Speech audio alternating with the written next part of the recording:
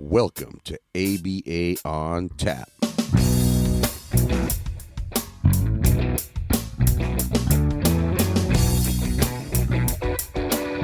I'm Mike Rubio with Dan Lowry.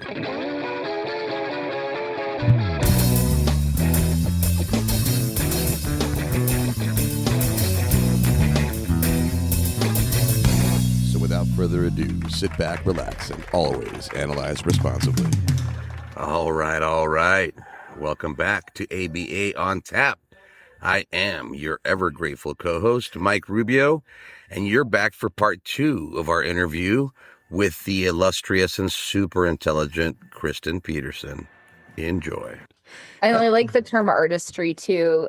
I think that's like a very nice, some behavior analyst I could see bristling at that. No, we're scientists, but there is, like within our communities of practice, you're going to pick up these tips and tricks that are ineffable, right? We can't always operationally define them as much as maybe we want to. And it's that artistry piece. I really like that. It's the philosophy of the science of behavior, right? It's the bedside manner too, I think is what we're talking about. It's what do you bring to that science? And I think it's Kevin Callahan. That's not my term, but it's a really good article out of UNT, North Texas. I think it's Kevin Callahan who wrote on behavioral artistry. Really good article. So you were there. It got bought out. You maybe weren't vibing as much with the values of the organization, so you weren't being a team player, of course. And so then what happened? What? Talk to us. Yeah, a lot of things happened all at once and not all at once, and the timeline gets a little bit fuzzy for me. So in all of this, I decided, so genuinely, I had not had access to really like a mentor, like ever in person. So that was something I always felt like I was lacking. I always felt like I was having to self-teach. Like I was top of the food chain. I didn't have other people I could ask questions to. At some point, I realized that there was some barriers to that, despite maybe my lack of awareness of that earlier in my career. So I decided the best way for me to resolve that was to get a PhD. Nice. That's the program where I met Dr. Scott. So, I ultimately, in that position, as much as there were a lot of negative experiences, I will also say there were a lot of positive experiences because I was given so many opportunities to self-teach a lot of things and get exposure to so many things that somebody who had been certified for such a small amount of time would not have been. And almost any other circumstance, I think, it was lucky for me.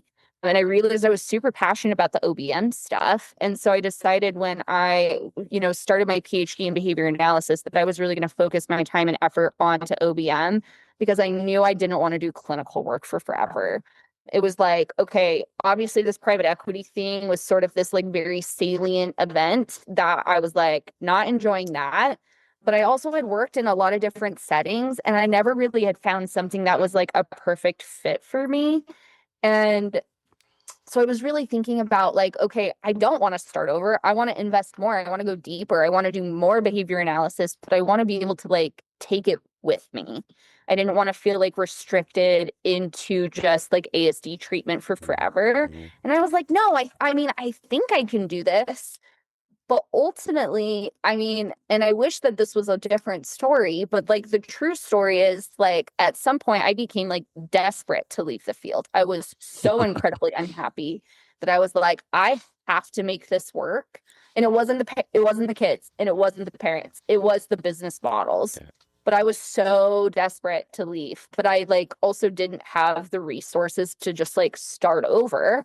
I was like, I have to take what I have and I have to make it work. Otherwise, I'm going to be unhappy the rest of my life. Yeah, we feel you. That's why we did this company. I think this was our last like hurrah. If we were like, hey, can we make this work? Because we don't like where it's going. We're unhappy. Is it the field? Is it the company? What is it? So. Did you have something to say before? Go ahead. So you did that, and then what was did you just decided, all right, well, since I'm unhappy, I'm going to make this work, and I'm going to create an OBM mentorship endeavor, or like, what did that look like? Yeah, so at some point, when things got too bad, I was like, okay, I've got to be done with this, job. I gave them, I think I gave them 3 months notice. It turned into 5 months notice. And then I ended up taking just 2 cases privately so that I could just make sure I had financial stability to like get my needs met while I was trying to figure out what else I was going to do. So I had done like a little bit of consulting, like OBM consulting for small businesses in my local community. And I was like, can I really like turn that into a full-time thing? Like, I don't know. And then I had this friend who, old friend, we'd been friends since I was like 16, 17 years old, worked in the tech space.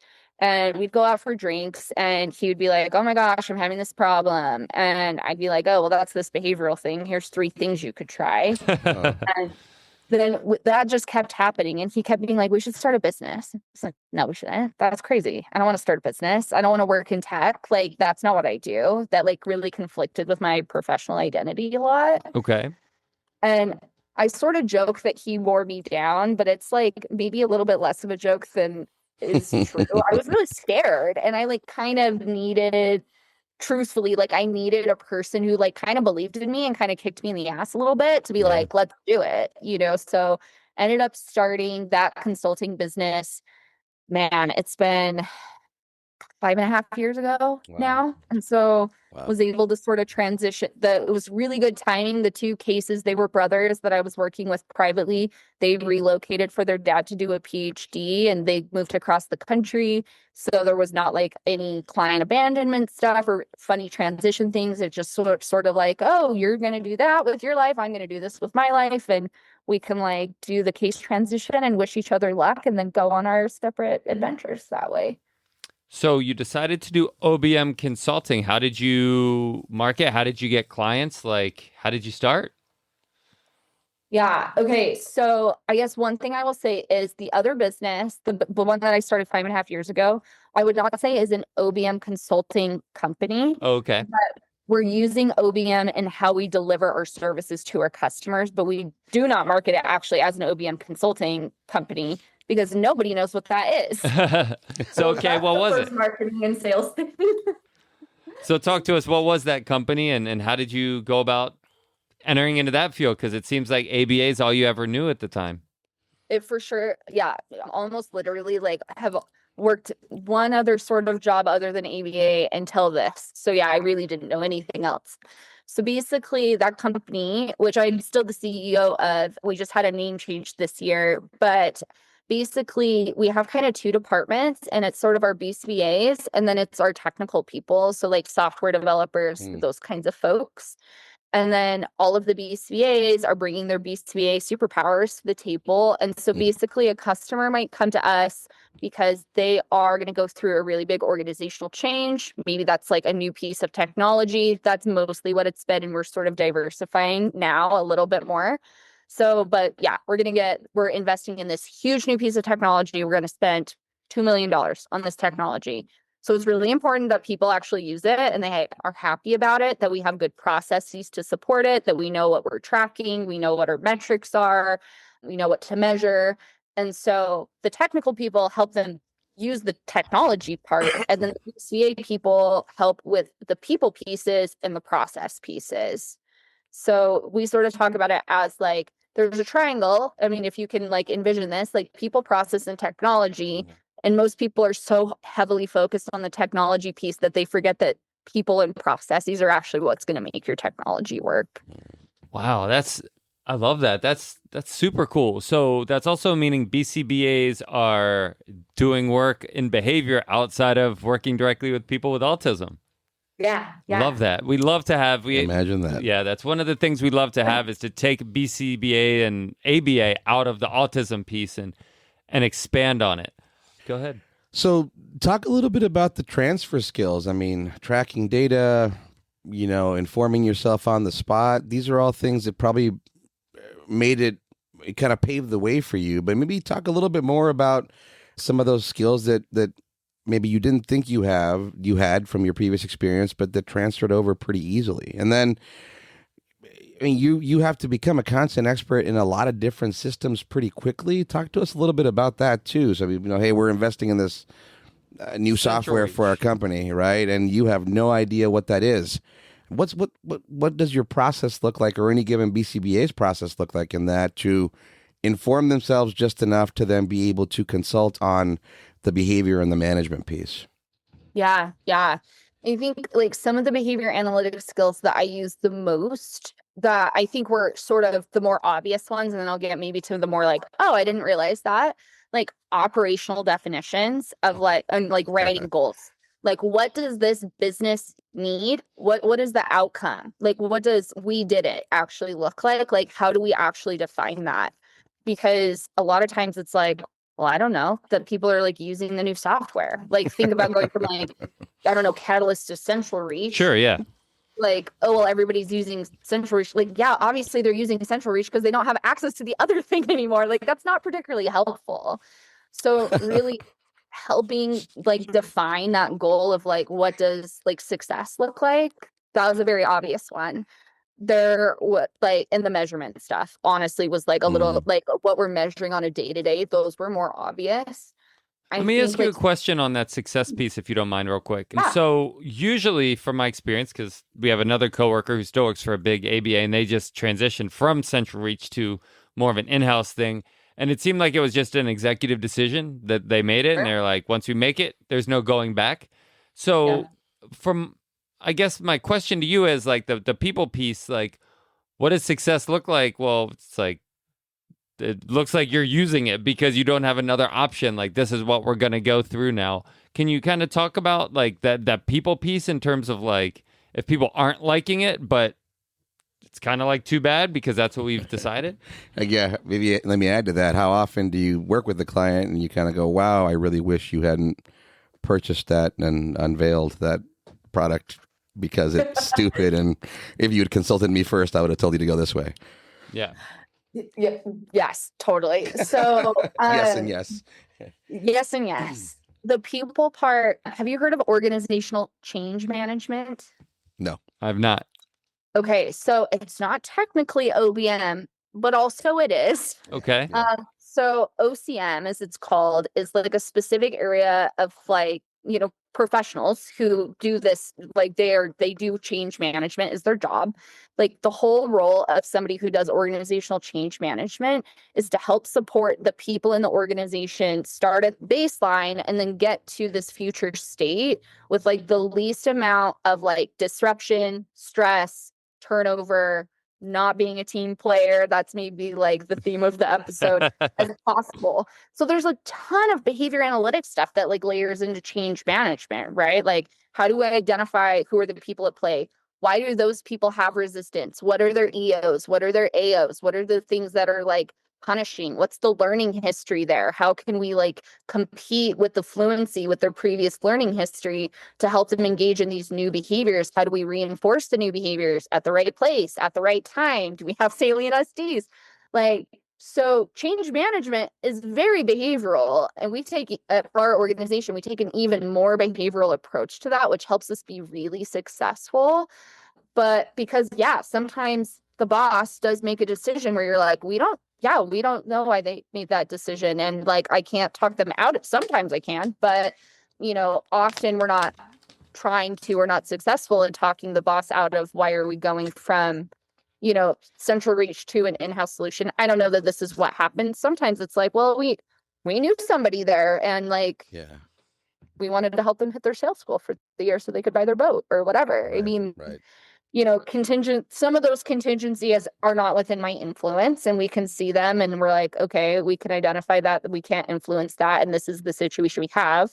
Let's make it the best experience possible for the people, which like harkens back to like what we were talking about, my clinical experience, right? I was also in the position where it was my job to take senior leadership's decisions and make the humans do the thing that I thought was negative. And now I get to do that in the way that would have been way more values aligned for me, of like helping guide leadership and actually influencing leadership so they can execute that in a way that is like more ethical and like more aligned to what the people need in the workplace. Gotcha. So I guess you made me think about it with the last thing you said. Is there ever like parallels though where you're seeing like, oh my God, this thing is crap and I'm having to tell the people like to try to find ways to motivate them with this crap platform that the owner should have never gone to, and you're kind of back into like selling something that even you don't believe in? I'm like nodding emphatically. Yes. So sometimes we talk about, this doesn't happen very often, but it does happen, where the shorthand I sort of use with our team is some customers are allergic to making good decisions. And so the way that we deal with situations like that is, we give the best advice we can. We're consultants. That's our job. We're supposed to give you advice. I can't make you take the advice, right? Yep. So I give you the advice. I tell you what are the risks if you don't do that. And then I document it and I write it down.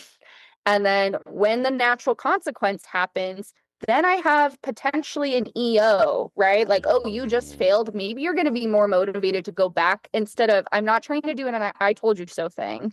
But, okay, we have this new trial. So can I represent an opportunity for you to make a better choice instead of the bad choice you just made where you didn't take my advice? Gotcha. Do you ever... Oh, go ahead. Is there a limiting factor to that? I mean, how forgiving can you be? So the idea that I told you to do this, you didn't do it, now you're coming back to consult with me for the consequence I warned you about, so I'll help you with this, and you didn't take my advice again, so now you're coming back. Do you find yourself at some point having to say, hey, I'm not the right consultant? Or you're just not following through with my recommendations, so why do you keep coming back to me? That more often. So like for us, a lot of times those I'm allergic to bad or good decisions moments or smaller decisions that kind of compound throughout the life of a project. It's not just like, oh, here's my final report. And they're like, great, thank you so much. We choose not to do that. It's more of like, okay, now at this point in the project, we need to make this decision. And then they're like, not making a good one. And I'm like, well, in 2 weeks, we're going to find out that was not a great choice, right? And so there's smaller things where I feel like I can sort of shift and shape that repertoire over time before we get to something really big that blows up.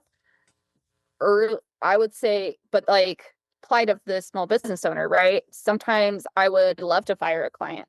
And I have fired clients, but sometimes it's like, man, I'd really love to fire that client, but also like, I really need that work right now. I'm concerned about covering payroll, like those things. Being on the other side of that now as the small business owner, like those are very real stressors now.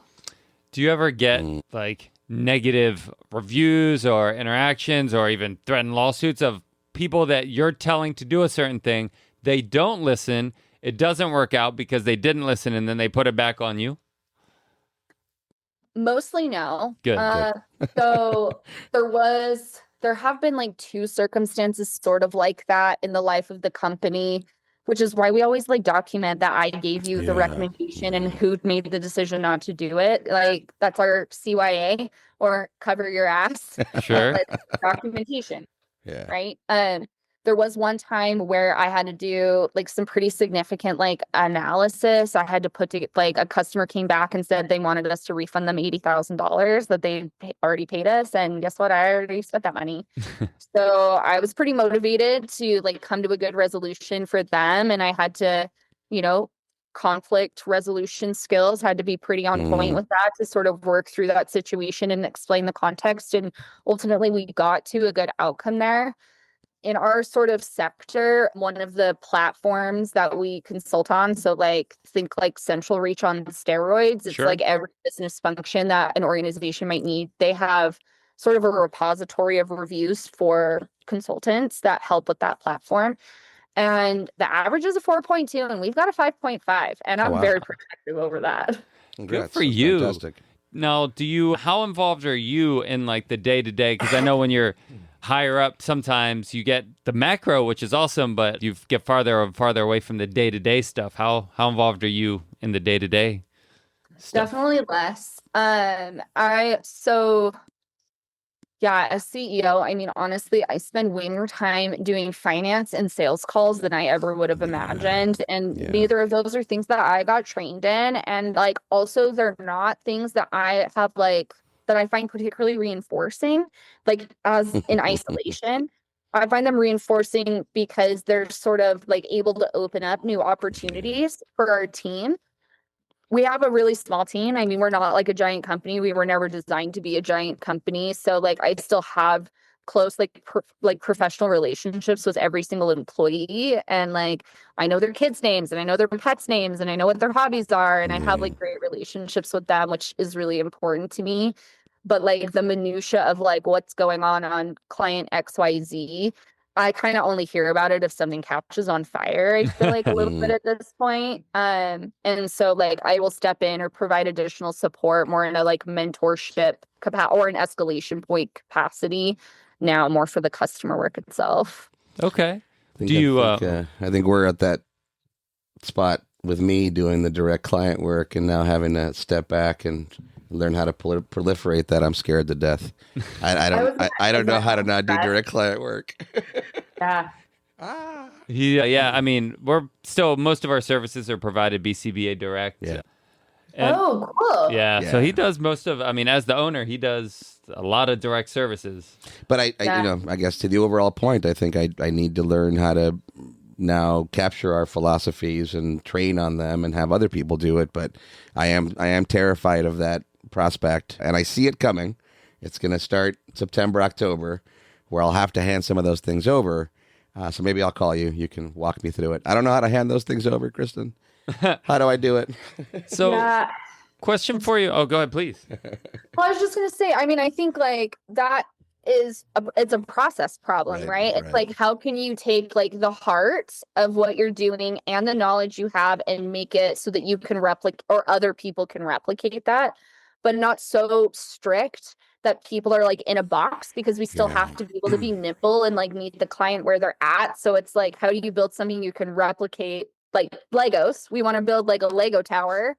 We need to give someone the blocks. Your tower can look a little different than mine, but it needs to have the same energy as my tower. It's tricky for sure. Well, I guess some of it starts with who you hire, right? So shout out to Rosa, shout out to Allison, the rest of our crew. But I mentioned those two just because I think they're more relevant to this particular part of the discussion. But I like the way you put it. It is you need to build something with these Legos. And if I expect it to look exactly like mine, then I'm not honoring your skills, your professionalism, and I'm not really diversifying my crew either, or my staff. So that's tricky. And that was one of the things we said we'd come back to. I'm glad we did. And I'm sure we'll talk about it again before we're done. Again, how to streamline processes, but at the same time allow for that individualization to come out in your product. Do you want to talk about that? No. Right, I did have one question with that, because I relate to that. I do a little bit more on the back end side of things, on the billing and the talking to insurances and all of that kind of fun stuff. And I think one thing that you can run the risk of as like, CEO or owner or whatever is, like you said, you're dealing with the finances, the sales calls, and the fires. So you get all like I don't want to say negativity. I want to make it seem like it's bad. It's not bad at all. But it can be kind of wearing, and you get a lot more of the negativity than the positivity.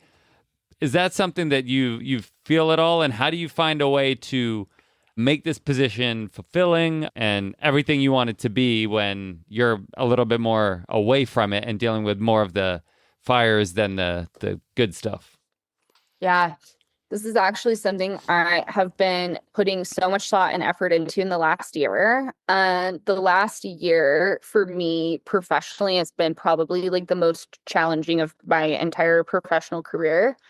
I have not talked about this publicly before, so I guess here we go. Thank you for feeling comfortable enough to share it on our podcast.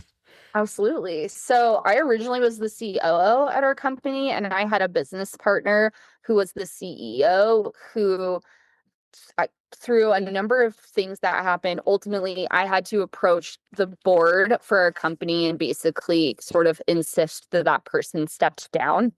So originally, like, the CEO role was not the role that I wanted to be sitting in. And so having taken that over and then having to clean up a lot of the mess that the last person had left behind was incredibly challenging. So new role, really stressed out people really scared, and like people felt betrayed, not by me, but like there was a lot of energy, there was a lot of lightning in the air. right? It was like my own change management problem and thinking about like, okay, this actually really sucks. And like, none of this is fun and none of this is reinforcing. And I kind of didn't sign up for any of this, but like, this is the situation I'm in. So like, how can I make the most out of it has definitely been something that's been like, it's been challenging. And I would say I do not have a silver bullet for anybody in there. Like, my thought is like, I would like to give everybody who feels like that a big hug. Cause like, there's definitely times where I could have used a big hug about it. I think get a therapist, somebody who you don't work with, who can like help reframe some of that, I think is incredibly important. I think trusting people and delegating to them where you can, right? Like, I have such incredible team members who I have to just be like, this is the outcome I need. I trust you to get it. However you get it, Cool. you can execute it. But I'll tell you, I have never spent more time talking to lawyers and CPAs. And like, I'm so glad that I have access to those people so that I don't have to expend more mental energy on things that I don't know how to do, are frustrating or like punishing, you know? So, but I think for me, it's been a huge process for sure. Where do you feel like you're at now with that process? Where do I think I'm at with that? A week ago, I got a new puppy. So I feel like I've freed up enough like emotional energy and like time to like, you know, welcome a new being into my life. What type of dog? She's a Leon Burger. I gotta Google that. Yeah, Google her. Yeah. So I think better. But it ebbs and flows too. There's some weeks that are like, wow, this was a really bad, really hard week. And some weeks we're like, wow, I really did it. I really did a good job. I mean, I can't imagine the learning curve, just the tremendous amount of, I guess, legalese that you've had to learn. I wonder, is there one particular industry, thinking outside of, say, ABA service delivery, assuming that maybe you do some consulting for folks like us, but is there one particular industry or a couple of them that you feel you've really gotten a good grip of based on your experience? And then what is the array of your experiences? I mean, who have you consulted for? Yeah.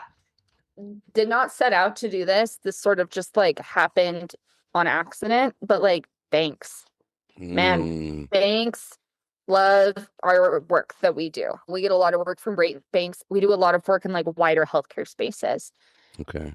I think that we do really well in those spaces because we understand compliance and like regulatory constraints. And like there's a lot of that kind of stuff in banks as well as in healthcare, right? So, and like the negative repercussions on a business if you are not compliant or if you do not pass an audit.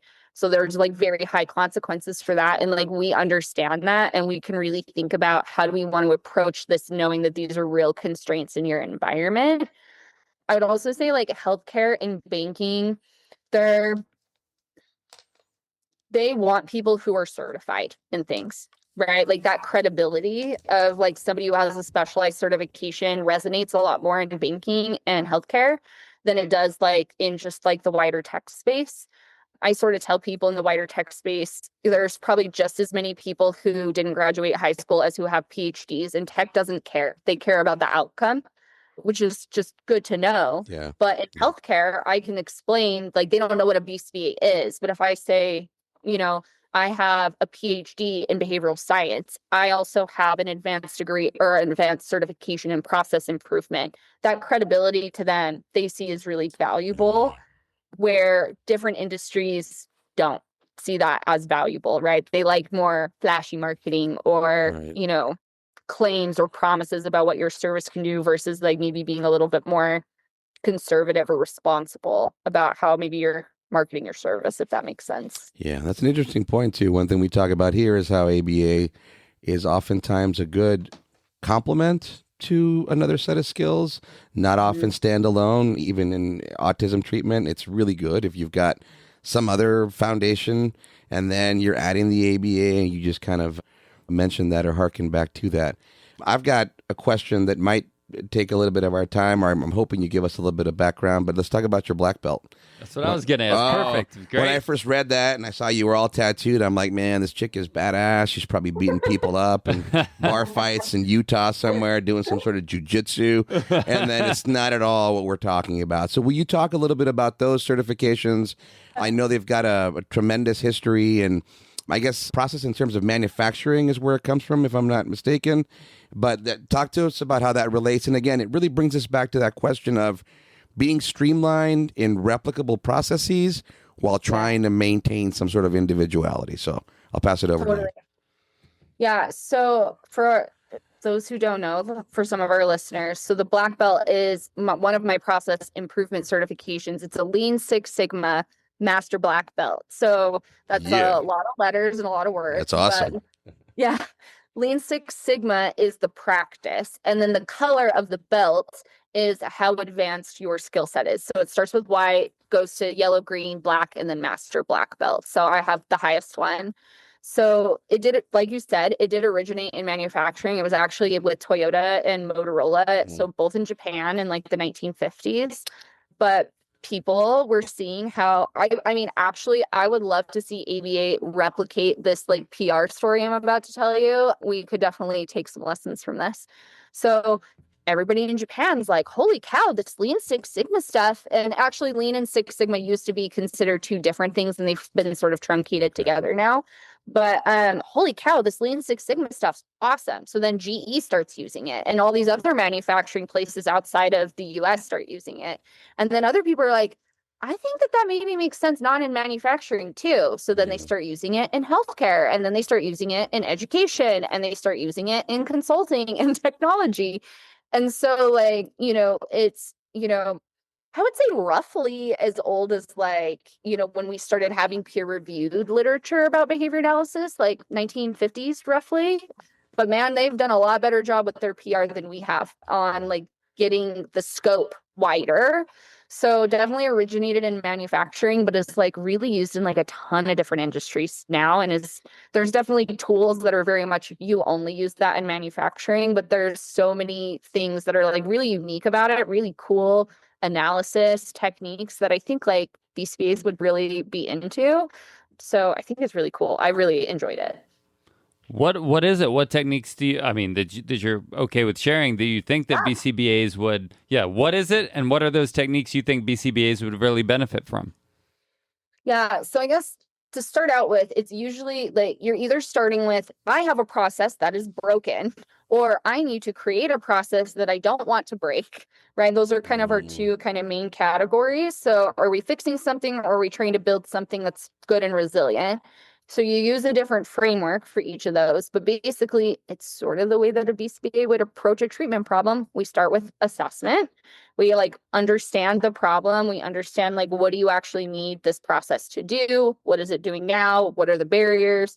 What does your best day ever look like? What does your worst day ever look like? I call that like being obsessed with the problem, right? Like be so obsessed with the problem that like the solutions start becoming obvious the more you understand that problem, right? It's very much Lean Six Sigma is not a throw the spaghetti at the wall and see what sticks approach, which neither is ABA, right? We want to be parsimonious. We want to change one variable at a time. We want to have experimental control.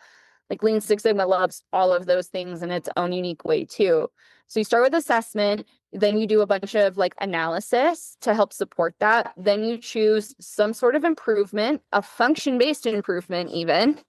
And then you start maintenance, which they call the control phase. But I actually think that Lean Six Sigma does a better job programming for maintenance than BCBAs do. They have so many more structured techniques. It's very specific of like, okay, at the end of a Lean Six Sigma project, the goal is that you can transition this back to the person who needs to be in charge of that process, with it being the least amount of work on them possible, with the highest amount of clarity, and so that they are not overly reliant on you. And if that does not sound like discontinuing treatment and parent training, like I don't really know what does, That's awesome. So I mean, that sounds like a great fade out plan. It sounds systematic. If a BCBA wanted more information on implementing this, where would they go about getting it?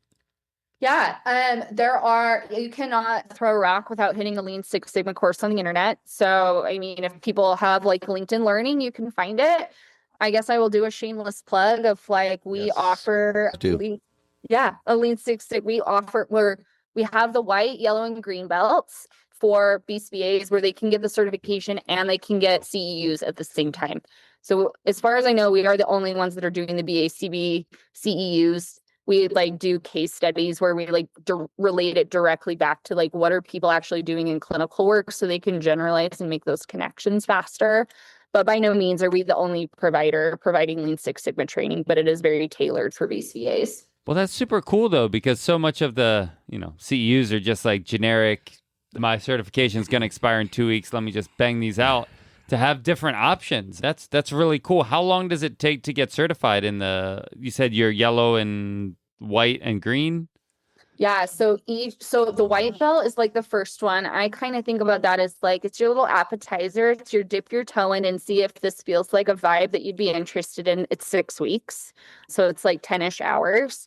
Then each one kind of goes up from there. So yellow belt is 35 hours, green belt is 55, and then the black belt, which is where this is the biggest course development undertaking I have ever done, is 120 hours. Wow. So we are approaching halfway done developing all of that right now, and we're going to have it available like February of next year. Oof. February 2027, I guess. We'll give the dates since podcasts live forever, but Heck yeah, girl. Yeah, that's good. Thank you. Have you had a chance to then consult with ABA agencies, service delivery agencies?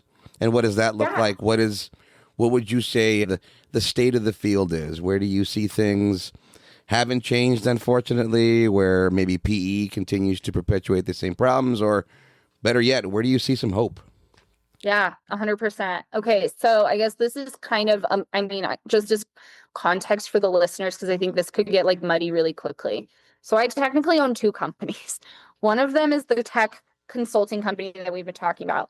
The other one is a company that is more obvious and explicitly for like BCBAs and ABA companies. So it's things like CEUs, it's things like helping support ABA companies. And that's more my side passion project that sort of like fills my cup and helps me feel like I'm giving back to the field the things that I like wanted out of it and couldn't find when I was trying to leave clinical work. So that organization, we've done a lot of support for ABA companies. We don't like actively market it, but people will come to us and be like, I'm having this problem. We'll be like, yeah, absolutely. We're super down to help you with that. As far as like the state of the field, like I think there's been huge improvements in even since I left clinical work, which is about 6 years ago at this point. I love to see trauma-based care, assent practices, neurodiversity affirming, care not being used as buzzwords. Sometimes they are still used as buzzwords. Yeah. But I think that's more kind and compassionate approach, whether you're using the buzzword or not. I think the energy is we're having this more kind and compassionate approach to treatment. I love to see that, especially coming from a behavior mod background where I didn't know what I didn't know. I appreciate the changes like that have happened in the field. So that's the good news, I guess. Good. What I see as the bad news is that, this is a hot take. I think private equity is ruining everything. I think they do not belong in healthcare.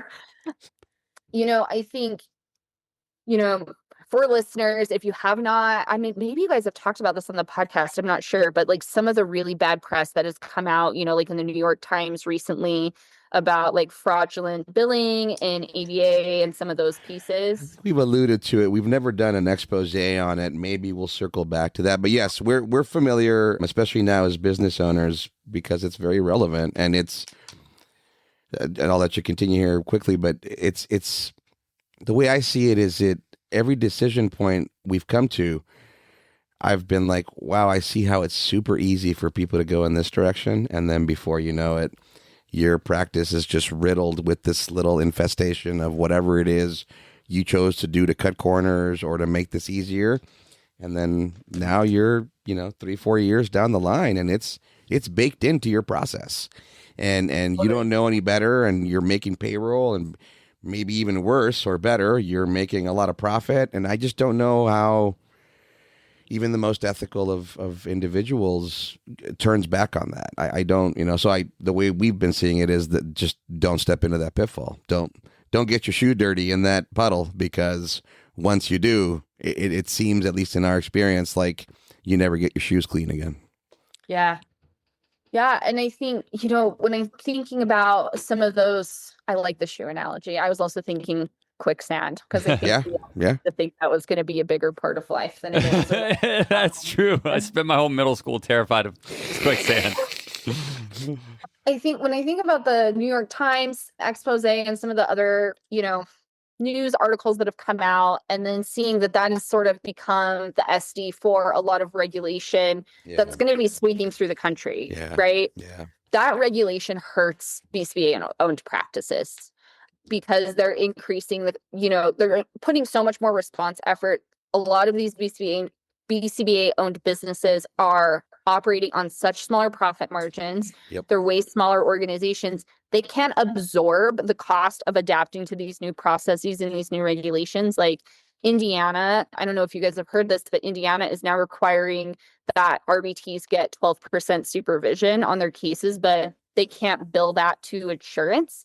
So all of a sudden there's this huge gap between, we have to do this to be compliant, but we can't recoup any of the cost related to that. Like, how is a BCBA owned practice going to survive that? They may or they may not, but who will? The private equity businesses that can pull more money in, can get bigger investments. And not that all private equity is bad. I will not say, I have hot takes, but I'm not going to say quite that strong of language about it. But when we're dealing with these systemic issues, these huge process problems, that a lot of these private equity companies are making the problems, and then when people are trying to correct that, private equity is the only one who can survive them. Like, that's like the snake that eats its own tail, right? Like, how does that ever get improved when good practitioners, people who want to be ethical, who want to individualize care, how do they survive? Yeah. And that's the problem on the macro scale, is private equity doesn't really care about ABA. They just care about, can I make my 5-year profits and get out of here with a profit? So if I leave ABA, if it tarnishes the reputation, if I make a profit, that's on whoever buys my company. So yeah, I definitely agree that the motives a lot of times aren't aligned. And what was that phrase, the singular focus? You remember the one? For the process? Yeah, I'm not remembering it right now, but yeah, it's a singular focus in the process. It's the profit. So we can talk KPIs all we want. At the end of the day, people are just looking at the profit margin. And I now I understand it better than ever, and then more than ever, to all the points you're making, it just behooves us to, let's get this right. What do we do here? Like, this is our livelihood, and we feel very lucky to be able to say that it's our livelihood and to have the growth that we're experiencing. And I trust that we're doing it because we're focusing on good service delivery, and as an aside, we're minding our finances, right? And it's just so easy to switch those two things around. And before you know it, you've got these top-heavy agencies, and now you've got somebody who's running billing speaking very poorly to an RBT who's otherwise working really hard, and that's just never sat well with me. It's like, wait a minute, like that person there brings in the majority of the revenue. Like, we need to treat that workhorse a lot better than we are. But inevitably, because of management attitudes or just the whole idea that I'm managing your hours and your billable hours here, now there's this interesting relationship that gets created. And I do think that, at least for me, it starts there. It's like, hey, those RBTs, man, we got to prize those people. Geez, what do they need? Do they need more materials? Do we need to buy them this? What do they need? Oh, somebody got a flat tire? Let's make sure they're okay. Are they able to replace that right away, or can we help them? Do we make that part of our allowances or whatever it is we can do for them? And so that's minutia. And then if you're not minding that, I think the greater processes just don't mean all that much. It's like you got to build bottom up, top down. It goes both directions. For sure. Can I tell you another thing I love about Lean Six Sigma that I think you guys will probably love? Please. So like one of the first concepts you learn in Lean Six Sigma is like, they call it the customer focus, but basically like the customer could be your employee, depending on the process, or it could be like the client or the family, but it's whoever needs the output of the process.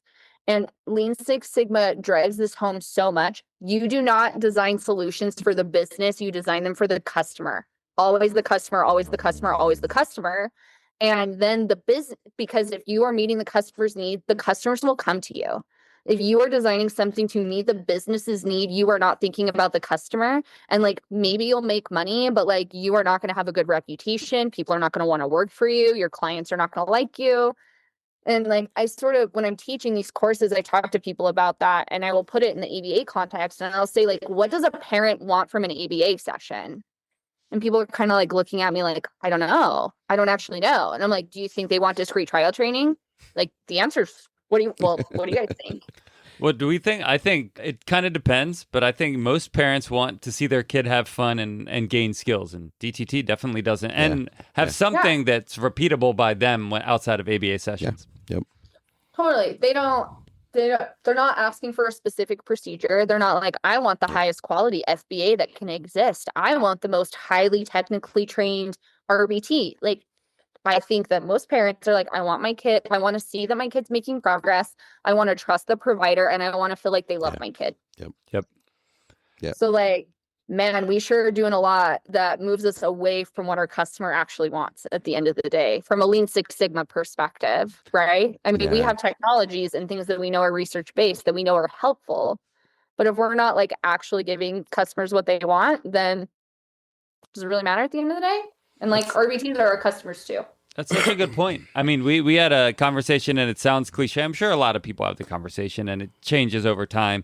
But we were leaving companies that we made more at the previous places that we worked, but we were just tired of it, and we were tired of the quality. And we were like, hey, maybe this venture won't work, but we're not going to sell out to make it work. If it doesn't work, it doesn't work. But we're going to keep our clinical integrity. And at the end of the day, if it didn't work, we'll go into a different field. But we're not going to sell out to make it work. We're going to stay focused on the client. And again, up until this point, happy clients, and we've been getting clients, which is good. Maybe not as quickly, but it's been good. And it just, we haven't had to sell out yet. And it's like you're talking about that, staying focused on the client, not the business, and clients will come. Yeah. Good for you. I know that that's hard, and it's not the easy choice. And, you know, choosing your values feels good, but as a person who hasn't given herself a raise since she started her own business, like, you know, like, there's barriers and there's hardships with that. And you guys should be really proud of that.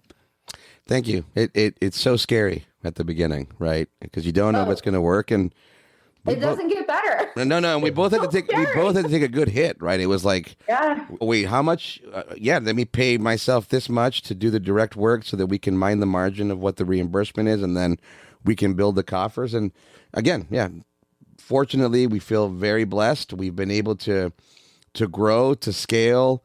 We're taking care of our finances personally a little bit better now. So Dan spent a long time working for free, and now he doesn't, which is something I'm really proud of, to be able to say. I spent a long time saying, hey, dude, we got to start paying you. You're doing a lot more of this billing stuff. You're spending a lot of time on the phone. Like, come on, we can't just, be gluttons for punishment. But it's scary. And then to anybody out there listening, the satisfaction, how gratifying it is to be able to make certain decisions sometimes that are putting the client, the patient, the employee first. It's so cool. It's so cool to get that feedback from an RBT, and they're stoked, and that, or they come back and tell you, I was talking to a classmate. Those of our RBTs that are involved in schooling, and they're telling us about their work, and we're really glad to be here. Man, that is priceless. That is like, to be like, thank you. That worked. That takes care of you.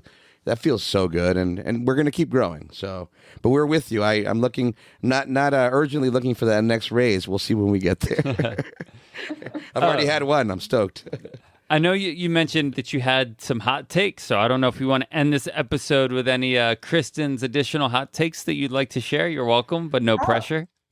Yeah, we just like rapid fire. Some of them, like, maybe I didn't like tact as a hot take. The pizza party thing, that is something I'm constantly talking about. Stop doing pizza parties. What should people do instead of pizza parties?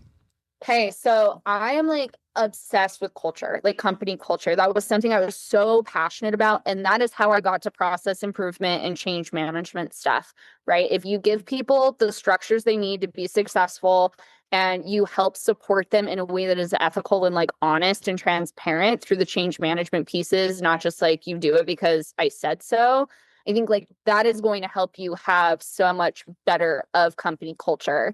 Like you can still do a pizza party, just put it in the NCR category, right? Like that's not an intervention to help improve your company culture. Okay. That's a big one. So I kind of allude to that kind of all the time. So that's a big one. Private equity sucks. We talked about that. That's one of my, I don't even know that that's that hot of a take anymore. But I will, blast it's it. good. It's good when it's said. I think it needs to be said loudly. Go ahead.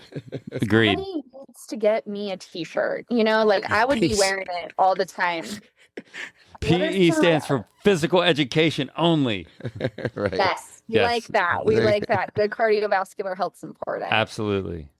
I guess another hot take I had, maybe this is less hot take and more just like a little maybe wisdom, I guess, is like if you are working in an environment that doesn't align with your values, like you don't have to be stuck, even if you're not like, maybe you're not an entrepreneurial type or something like that. Like I want BCBAs to feel less trapped. I know so many BCBAs feel incredibly trapped, and like there are ways for you to transfer your skills and like find something that still is going to give you the lifestyle that you want to have and be able to like use your training and use your skill set.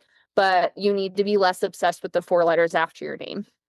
Like other people don't know what those mean. And if you rely too heavily on that, you're not doing yourself any favors. Okay. Love it. And if a BCBA feels trapped on your mentorship side of things, is that something that you do to BCBAs reach out to you and you kind of mentor on other options?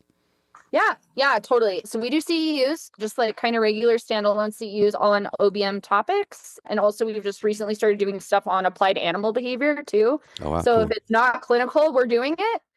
We have like some of the Lean Six Sigma certifications. We also do supervision for people who want to be BCBAs. We do mentorship.